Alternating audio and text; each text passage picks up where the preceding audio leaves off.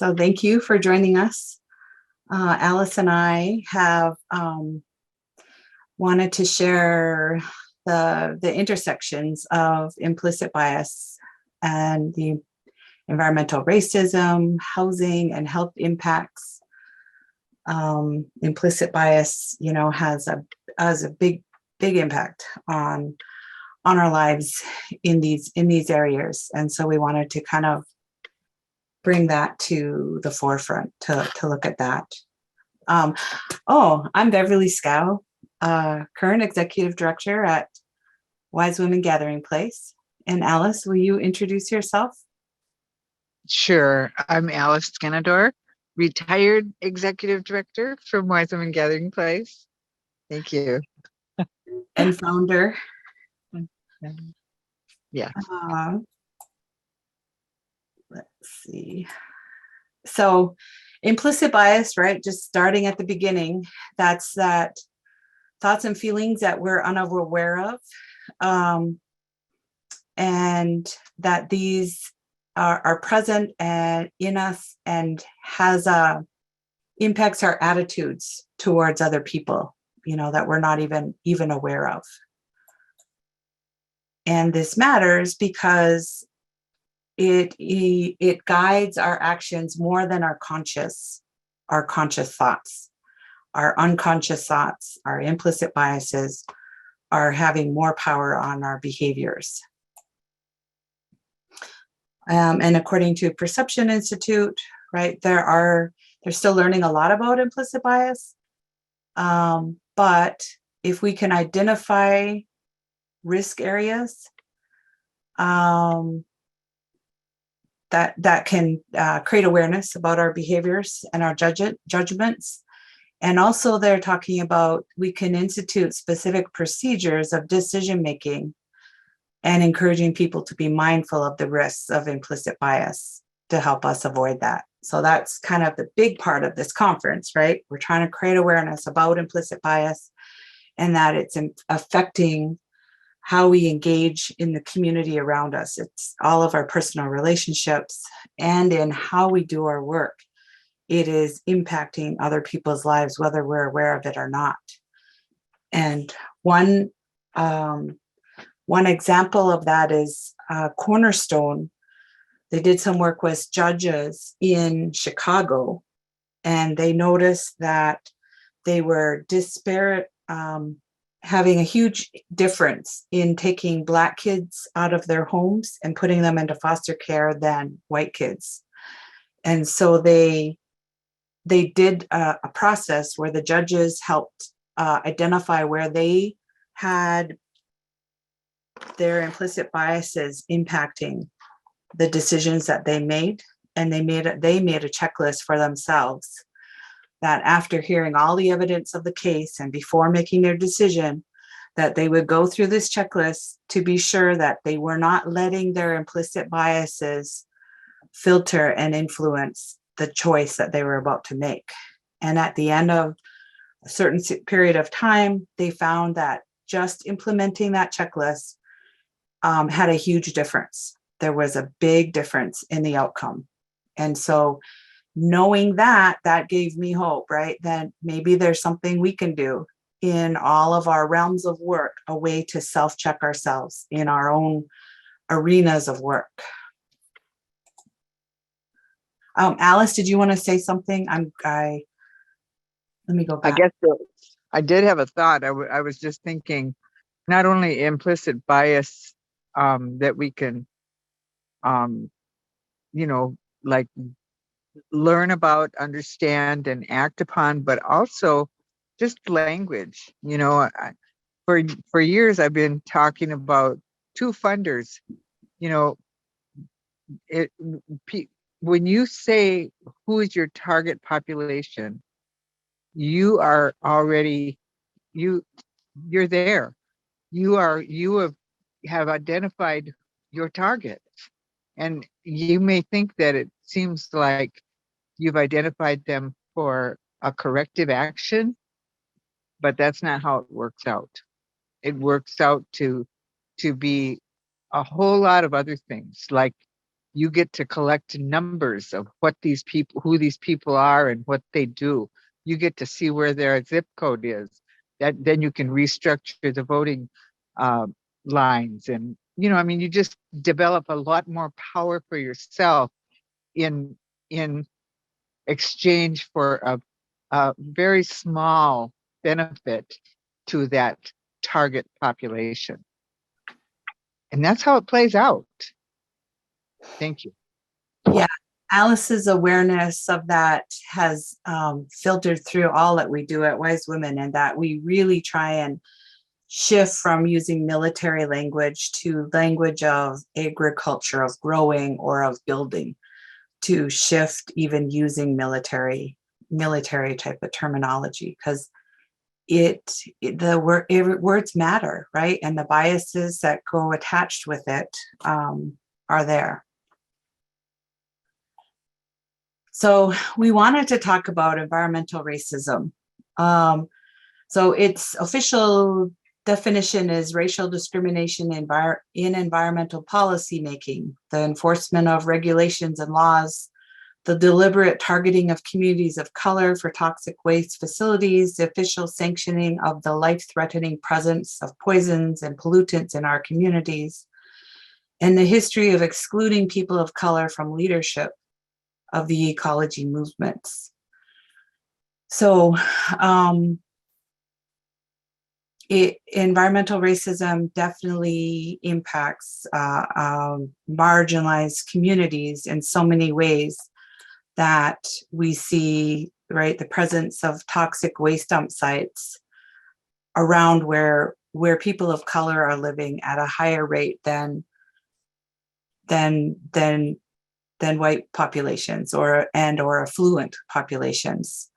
So this is showing in green where the reservations are, and you will find a toxic waste dump. You will not find a reservation free of one anywhere on this map. And do you want to say anything, Alice, on this?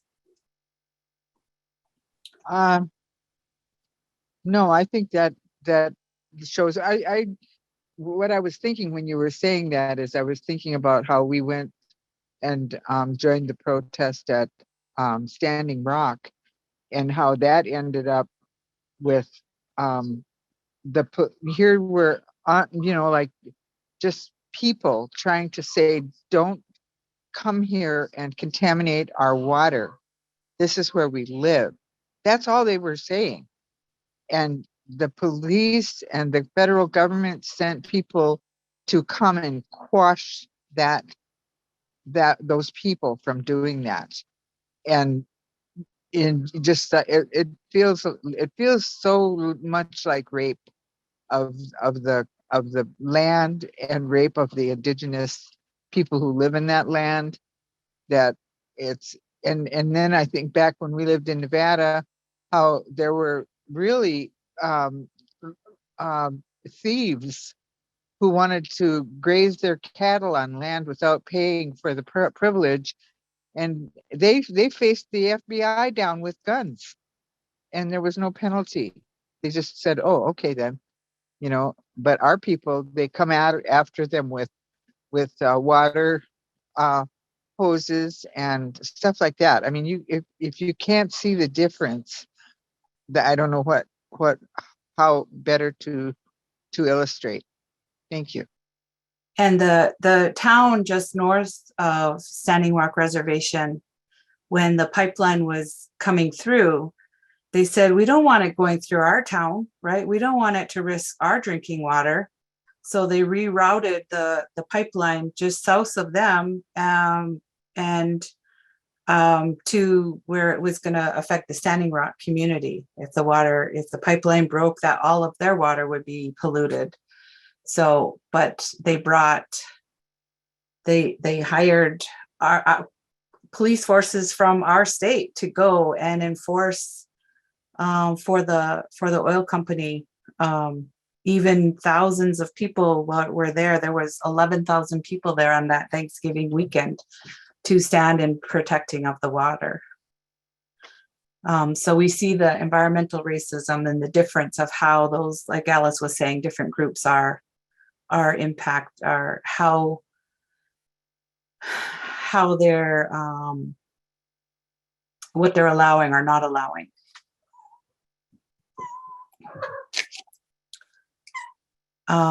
So, and there's lots of examples of, you know, the harms that are done. They'll set up toxic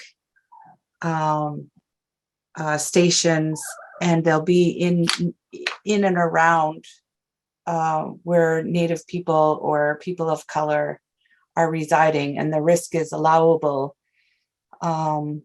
because it's people of color.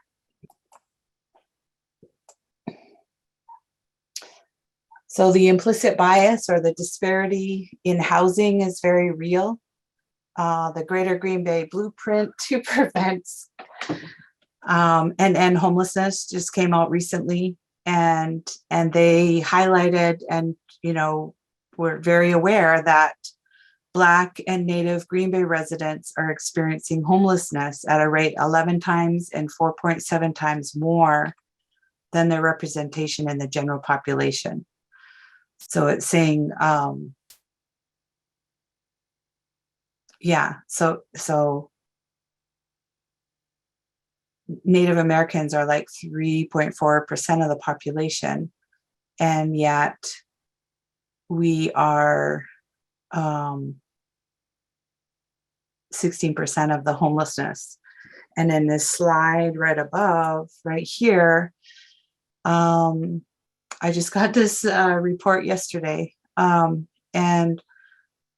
we're like 37% of the people who are homeless in shelters in Green Bay right now.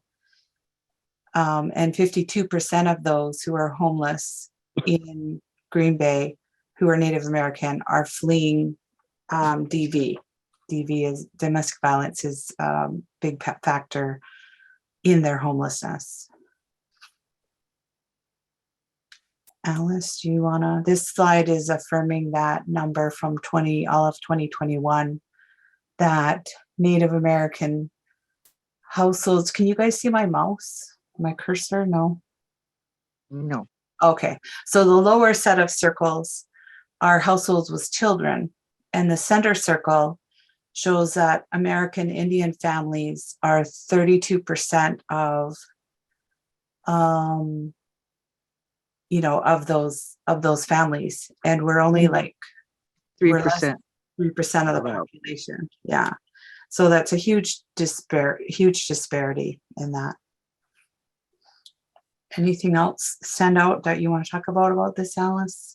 That's shocking to me. That's good enough. Thank you. Mm-hmm. So I think also, but about that is we have 24% of the people who come to Wise Women Gathering Place. We served 1,300 people last year. And of those people, 24% of them that they were homeless. And then our safe parking program that shelters people who are homeless and living in their cars, we're currently supporting 20 cars a night at our safe parking program.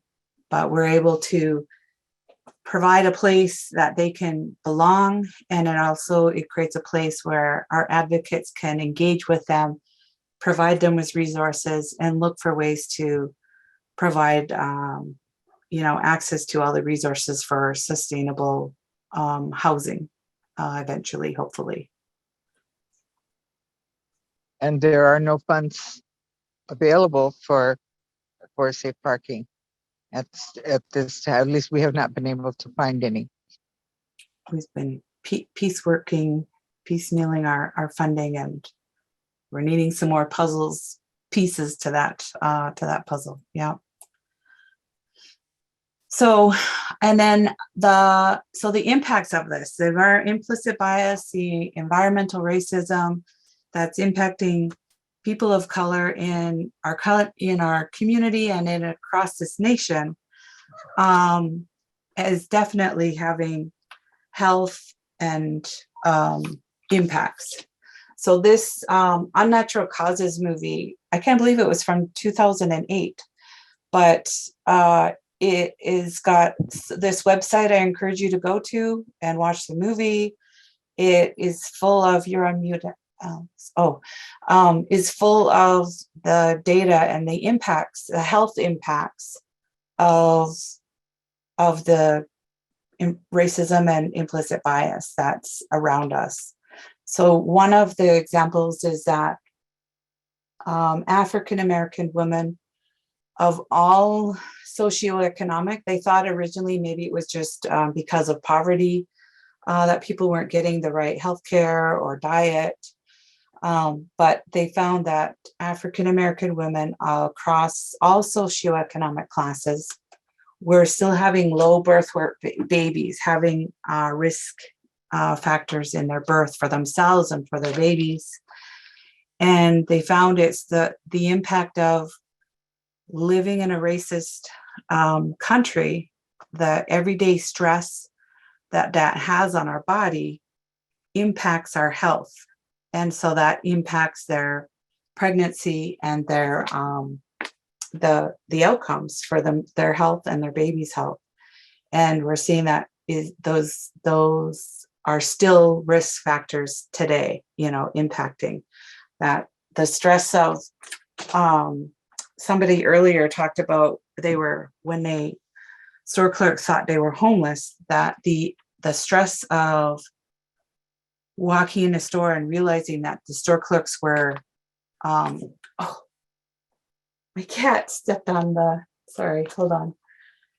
How do we get back? I went all the way to the end. Okay, so anyways, she talked about the stress for these 3 days of the store clerks following her in the store because she was wearing a backpack.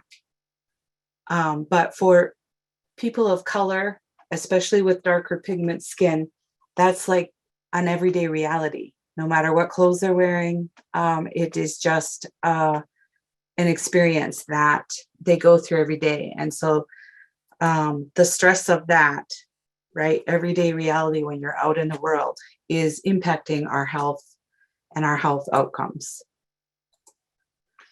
So this is a really good website. The stats in it shows the Pima Indians of Arizona, 40% of the adults have diabetes, whereas right across the border in Mexico, Pima Indians are at 7% diabetes. So it's the experience of experiencing implicit bias in this country is impacting our health outcomes. Do you want to read that one, Alice? I'm talking too much.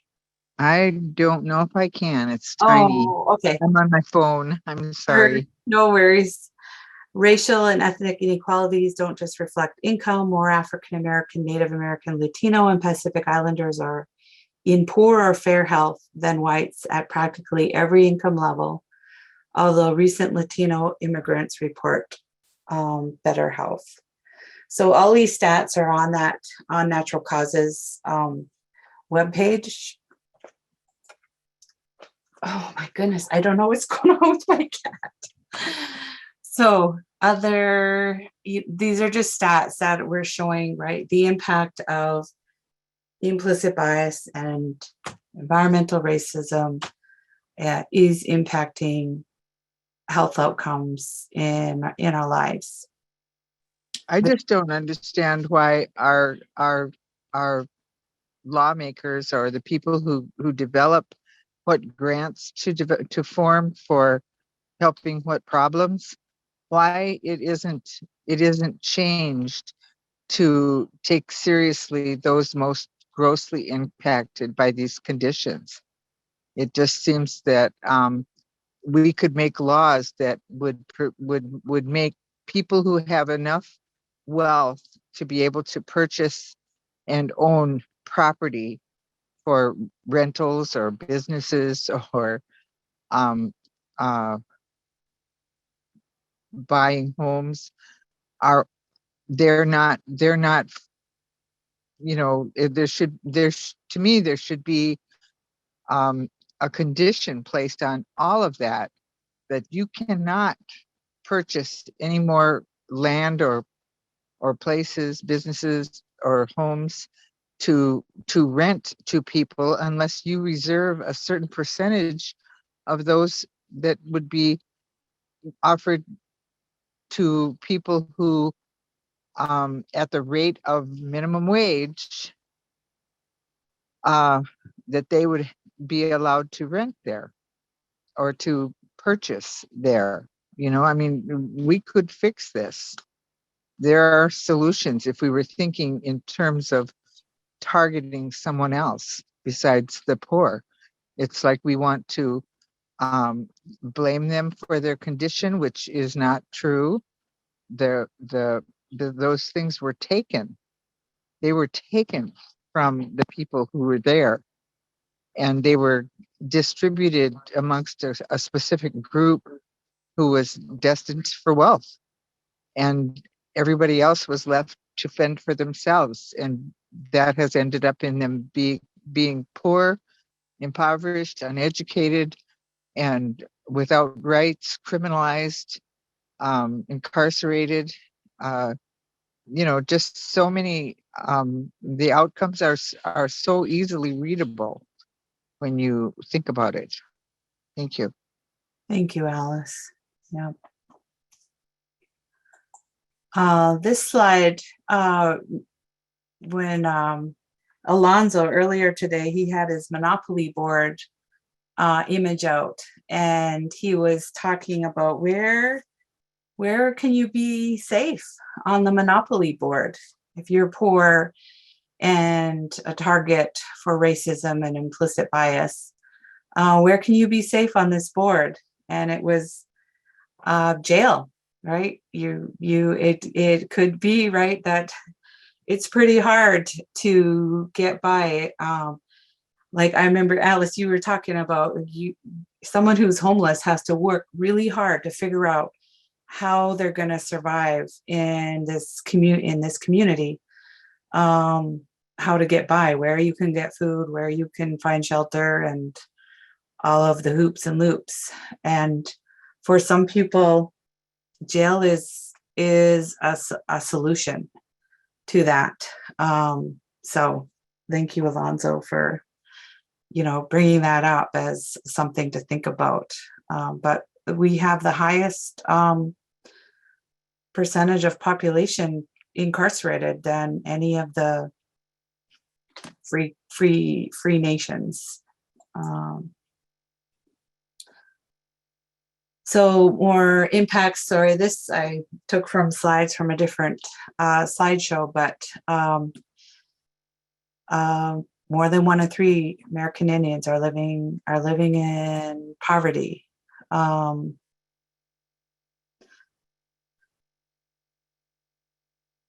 School graduation rates are impacted. I was part of the Achieve Brown County, and one of the major factors that impedes graduation in our community is the number of times a student switches from schools. And so that happens when you're housing insecure, where you get your family has to move to different houses. And so I was really encouraging them, well, let's make that a part of our campaign, or but it was told it's out of our scope, but it's part of the solution, right? We need to ensure basic needs are taken care of in our community, with people having a home and having access to basic needs. They can focus on their healing and on their wellness. And goes back to me, it goes back to targeting specific people.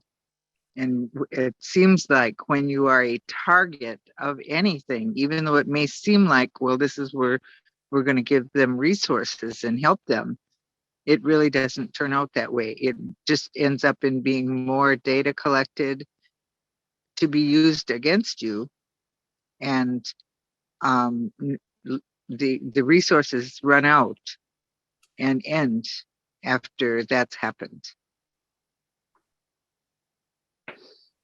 Another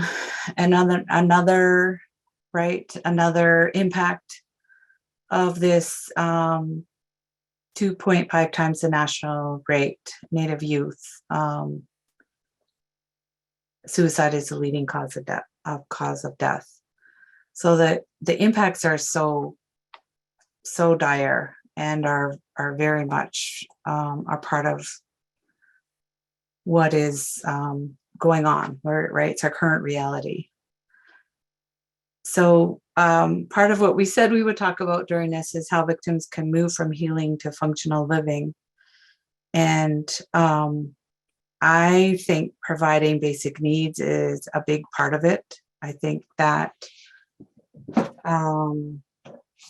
we need to address a housing shortage of affordable housing in our community. I think Holly was saying that we need to build 210 units a year to be able to meet the need. And I forget what year you said, 2030, Holly.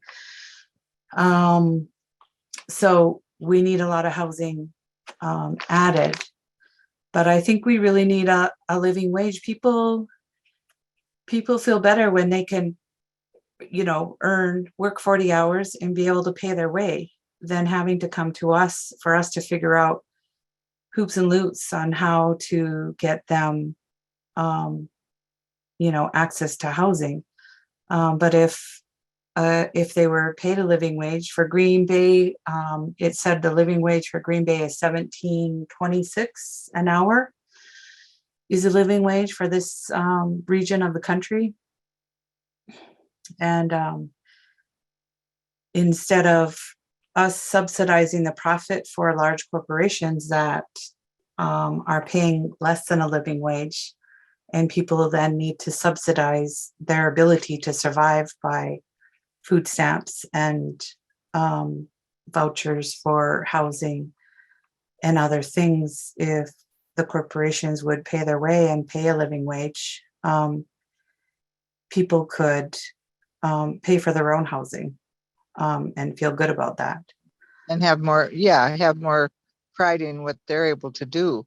And in a way, it's like they're blocked from that ability. Even if you get help and get a voucher for so that the government or the city or the state or county would pay your rent, the landlords are exempt from having to take vouchers.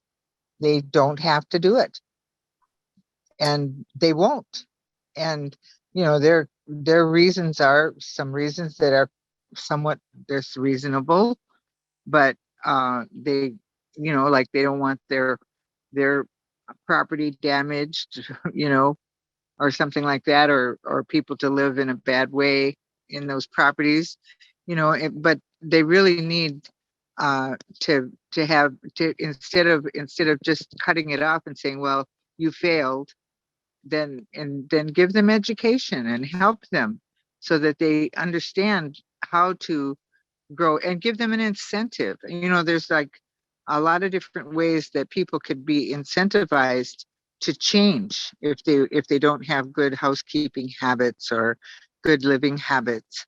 If they had what they needed, so many times they're living in a trauma spin where they're so without resource and without rights that they have to do whatever it is that helps them survive. They're not thinking about planning for the future. They're not thinking about building something. They're thinking about escaping the consequence of their poverty today for themselves and for their children. Mm-hmm. Mm-hmm. Thank you. Yeah. So there's the people will even landlords will even advertise in our papers, no vouchers. And so there's been efforts to make being homeless and the vouchers being able to use vouchers a protected class. In Broward County, they said defer it to the state. So that's an effort to pay attention to, in the future, if there's some efforts to recognize that vouchers are and homeless are a protected class. Having access to healthcare is really key. Healthcare and mental health care, so that people can stabilize, and going to appointments regularly. Having a home is a key part of that, right? If you have a home, you can make plans and schedule events out into the future, appointments. But when you're homeless, you are in such a spin of just survival. You don't know where you're going to be or what is going on. And so getting, the basic needs of a home, and then support with regular health care. There's people who've been chronically homeless for a while, and they're needing supports to have a successful relationship with a landlord. And so we need to get creative about how to provide the right supportive services to those people than just letting them flounder in a cycle of eviction. And so there's been some efforts to explore a way of connecting, of supporting affordable housing contractors to develop relationship with service providers like ourselves and NewCap and the other service providers, to be able to work with the tenants to increase their success for at their housing. And then we need access to all forms of healing modalities. We've really had a lot of luck with people. We provide healing vouchers to practitioners who aren't covered by traditional insurance coverage. That is really making a difference for them, healing through past the trauma that has been holding them back, that has been stopping them from being able to be their full self, to reclaim their full wellness. And so being able to give people access to people who do energy work, or just other ways of healing, can really make a difference. We're seeing it really make a difference in people's lives. One of our programs at Wise Women Gathering Place is a 4-day, it's called Mending Broken Hearts. It's a healing event it's a White Bison program. And we've just embraced it. Our Wise Women staff and community facilitators provide these 4 days for people to come and understand the impact of historical trauma, and its impact layered onto their recent trauma. And they're able to do some healing, and it makes it easier to do their forgiveness work if they realize if some harm has come through family, that it's because of what happened to them, right? And it makes it easier for us to do our forgiveness work and to then continue doing our healing, so we're more intentional about what we want to pass on to the next generation, so that we can interrupt that trauma response that creates more harm. So the White Bison Mending Broken Hearts program is one of our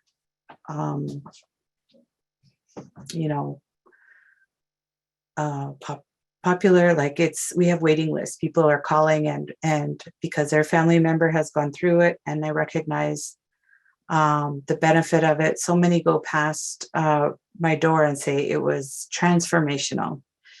It is one of our trainings that we have all our staff at Wise Women participate in, because we recognize that we all are in a different place in our own healing journey, and that as we continually need to heal and be working on ourselves so we can bring our best self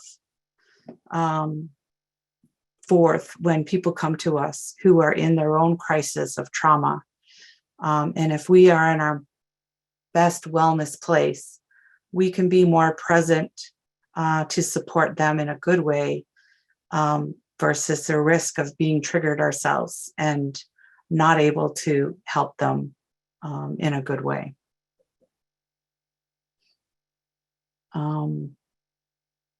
What else, Alice, can we do to move from healing to functional living?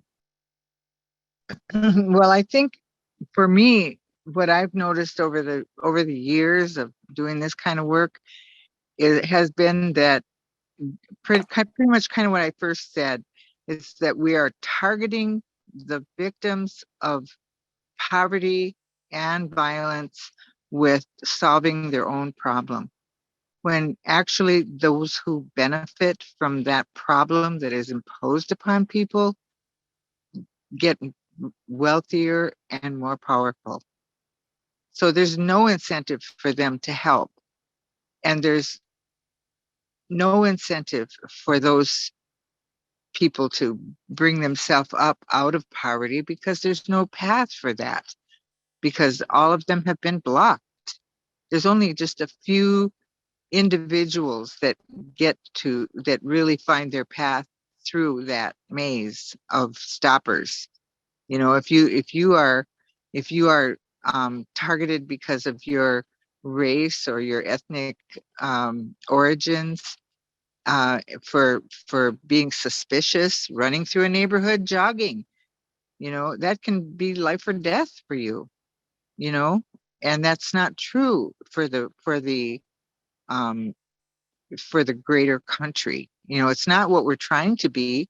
I don't think that's intentional on the part of individuals, but it has been set up to work that way because no attention has been paid to the just incredible building of wealth from people who have wealth already. It just gets more and more because they are able to gain the ear of legislators and say, hey, I'd like you to back this, I don't know what, oil digging plan that I've got or something, because I've got the money to hire workers and bring the machinery in.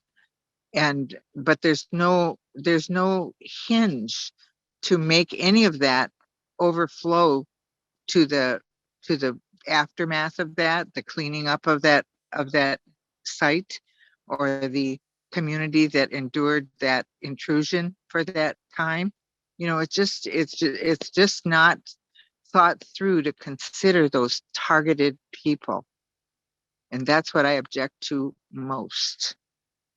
And we need to learn that and see that and admit it and own it and change it.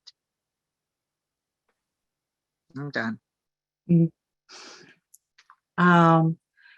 Below on this slide, I've got skill building, sharing of resources, caring support of our community. That's the mission of Wise Women Gathering Place.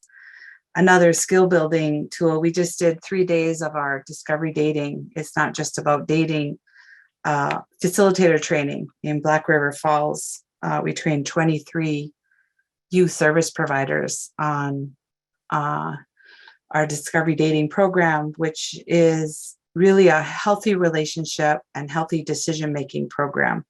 A lot of them weren't sure why they were coming to this dating program, but as they got there, they recognized the deep value that program has in helping people learn about ourselves, what are our goals and our values, and then having a way to make some healthy decision making on especially life impacting decisions. And so it was a fun 3 days to hang out with Alice, Brenda, and Macy as we were able to share that program, which is a really good skill building program. And I think the sharing of resources is through the Brown County. Oh my goodness, this cat. Our Brown County Housing and Homeless Coalition, has many different agencies who are working on different approaches to provide housing options for people. And I think I'm really glad that we have coalitions like the Brown County Coordinated Community Response around domestic violence, and the Oneida Coordinated Community Response. These efforts for us to keep communicating, sharing information and sharing resources, having these conversations are really important for us to move forward towards solutions. I'm back to the beginning slide, thanks to my cat.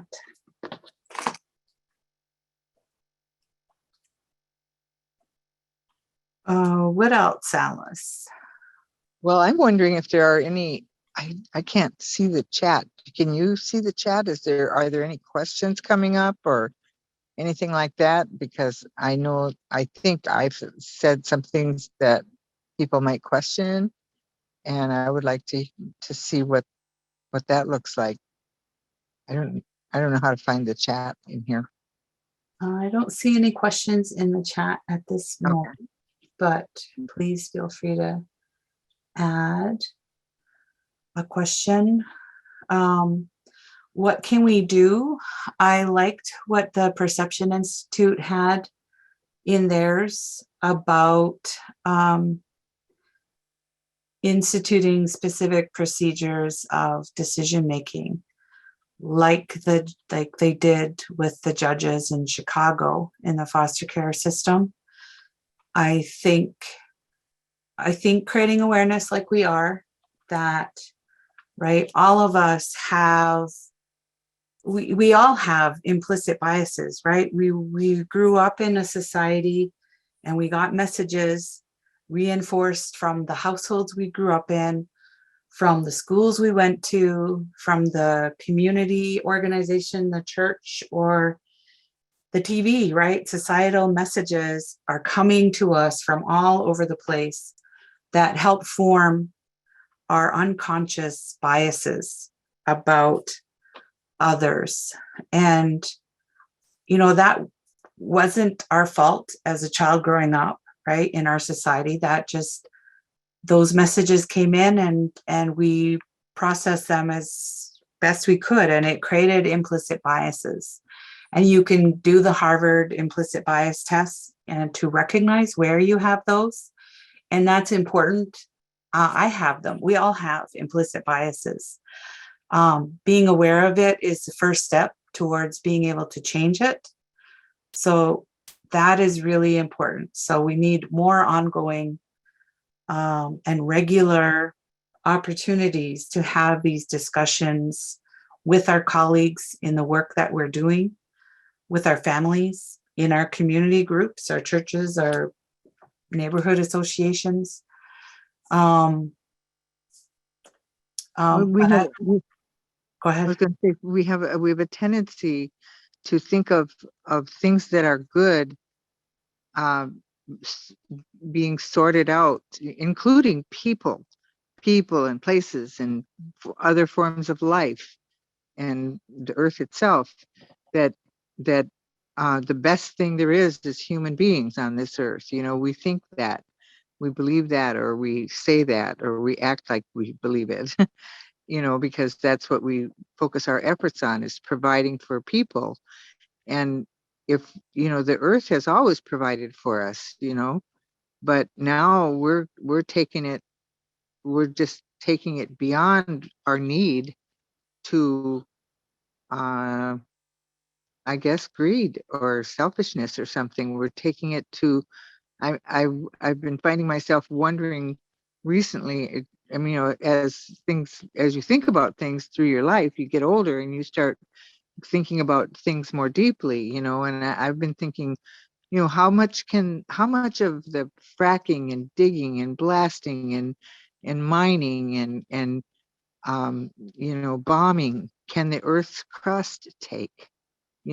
Have we ever bothered to even look and see if there's been any weakening, or at what point will there be? Do we know? I don't think we do. I have never heard anything like that, but I'm wondering.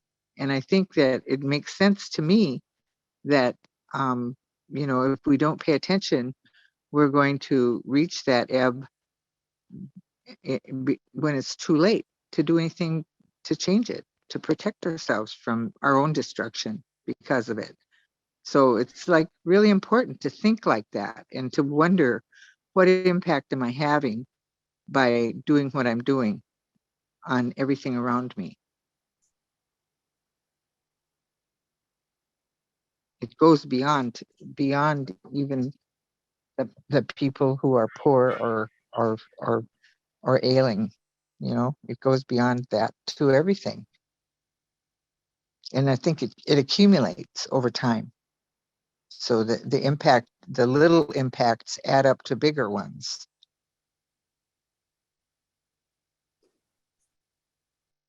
Well, and it creates norms when we're able to create harm onto the earth, onto the environment, onto Mother Earth.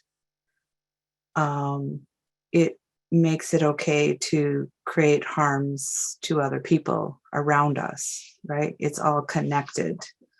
Using the words of target versus focus or bullet points instead of maybe marker points, like trying to shift because everything matters and it puts us towards a place of violence versus a place of peace.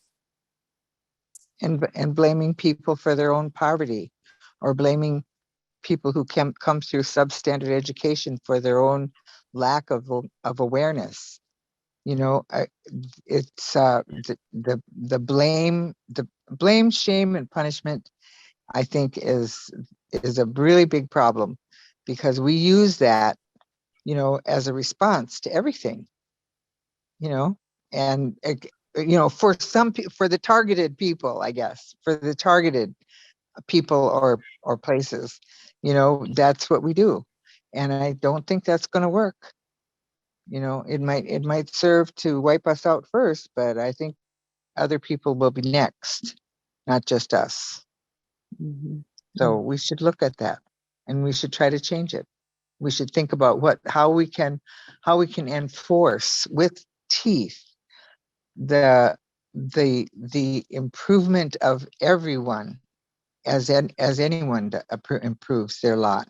If the wealthy people are going to be able to spend all these massive dollars to build more things so they get more masses of dollars, some of that needs to filter off to the rest of the country. It can't just be theirs. It's not right. Thank you. Thank you. I think leaving up to individuals, right, to do their own awareness is one thing we can always encourage, but as specific agencies, working together as a systems in our communities to address housing or domestic violence or health care, that I think working on ways to be even more intentional about how we are addressing implicit bias and how we are measuring our shifts in how our agency is acting around implicit bias or addressing it. Or so I'm just hoping that we can be more intentional about the way that we are maybe creating a checklist like the judges in Chicago, right? Where we are looking at as we make these decisions in these realms that we've thought through how we're making sure we're not letting implicit bias hinder our effectiveness in addressing these disparities and addressing the solutions as a whole for everybody. I'm thinking some of the needs for people of color, as we work to address those, will probably support everybody in a good way. Like some of the changes or alterations that we make in being more trauma informed are going to help everybody that are coming to us for services.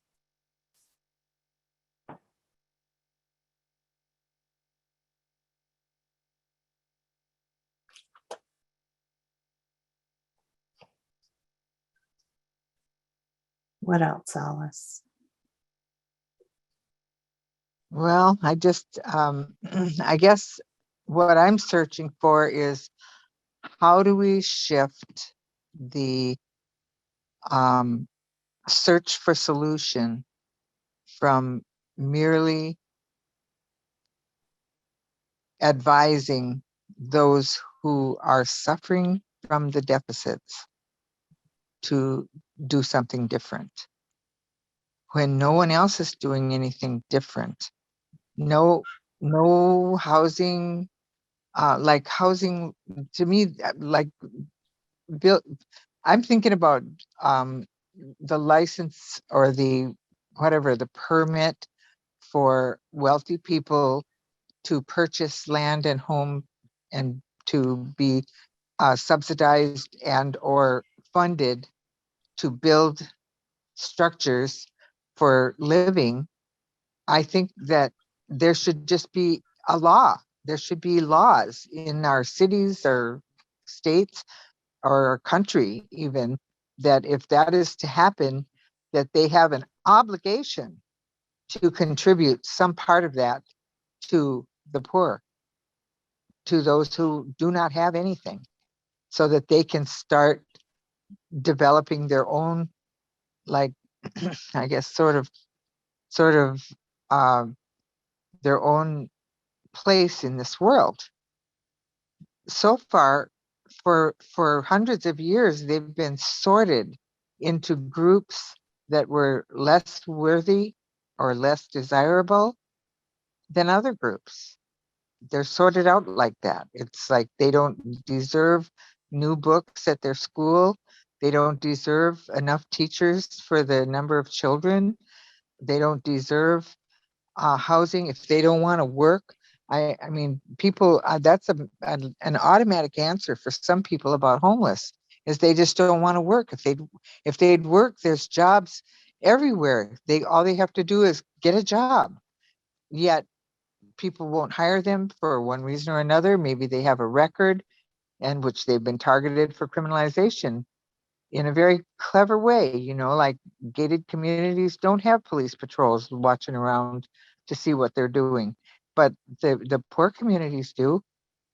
They're driving around looking to see what people are doing and what does it look like. Oh, there's a gang of youngsters over there. I bet you let's go see if they're using drugs or whatever, just so they can have arrests, and then it that affirms the belief that these people are in need of being sorted out and separated as people who make trouble or who do things illegally and so forth, when really the amassing of fortunes at the expense of the rest of the world is to me that's not right. That's in a real sense, for me, that should be criminal, you know, for somebody to have so much that they could never ever use it, but that they could keep it from everyone else who needs it and doesn't have it. I think that should be so. I noticed that our closing poll has arrived, I should say, and we need to please answer that there's just 2 questions, as has been all day. So if you would answer that before we close, that would be great. Thank you.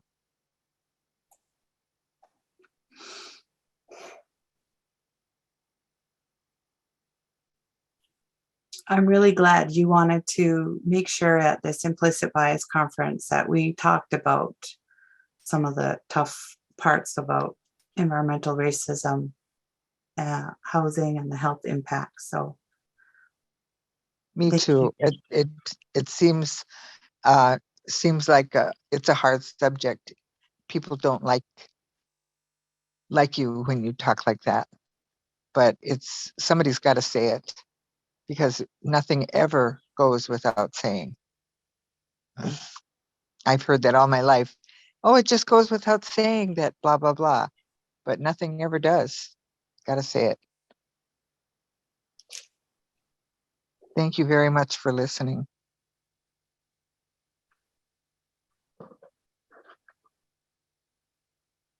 Yeah, thank you everyone for being here. I didn't notice any chats,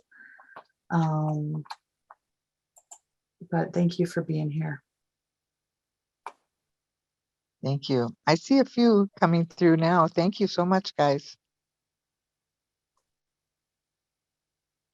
Thank you.